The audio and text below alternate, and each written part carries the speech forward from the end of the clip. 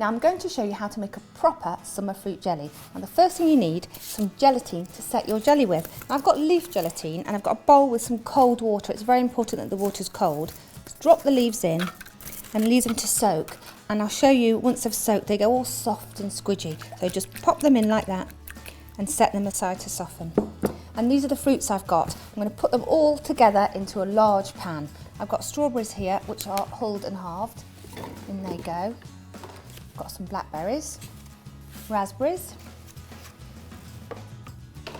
and some blueberries. Now, on top of that, I'm going to add some water. I've got 300 ml. Pour that in. Just some white caster sugar. And then star anise, and there's 6 whole star anise. Now star anise is quite powerful, but I think the combination of the berries, especially the darker berries, that blackberries with star anise, it's fantastic together. Pop those in, and then to brighten it all up, some lemon juice. That goes in. Really simple now. All we have to do is turn it on, get some heat going, give it a good stir, and we need to get those fruits to soften up. It probably takes about 10 minutes just for them to release their juices and go all nice and pulpy.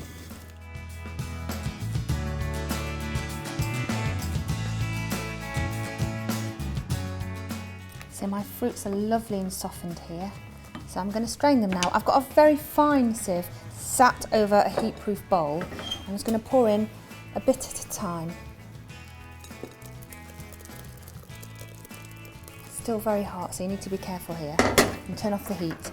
And then just with the back of the spoon, get all the juices, all that flavour out of the fruit. And extract as much as possible. And it's time to add the gelatin. Now, the gelatine's here and it's gone really nice and soft now because it's soaked in that water. It's gone all stretchy, and that's how we want it. I don't want any of this liquid that it's been soaking in, so you've got to squeeze it quite tightly to get rid of it.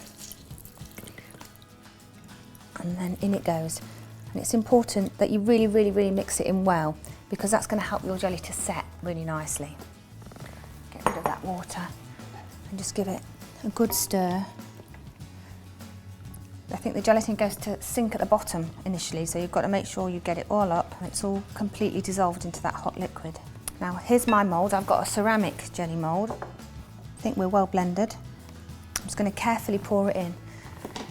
Now at this stage, you need to leave it to cool. Yep, all in. When it's completely cool, cover it, chill it for at least 5 hours or overnight, and then we'll be ready to turn it out. So my jelly is beautifully set, it's got great wobble. So I'm just going to ease the edges away. I've dipped my knife into my bowl of hot water and I'm just going to run it just around the very top edge of the jelly, just to help with that release. Different moulds need different lengths of time in the water, so you're just going to have to judge it.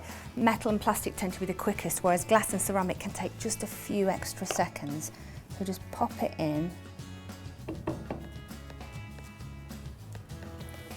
Now, the easiest thing to do is to invert it onto a plate. So put the plate on, tip it up, and then if you can get your hands on the top and bottom, give it a little shake and listen. Do you hear that? Hopefully it'll be still intact. And there we have it, my perfect summer fruit jelly.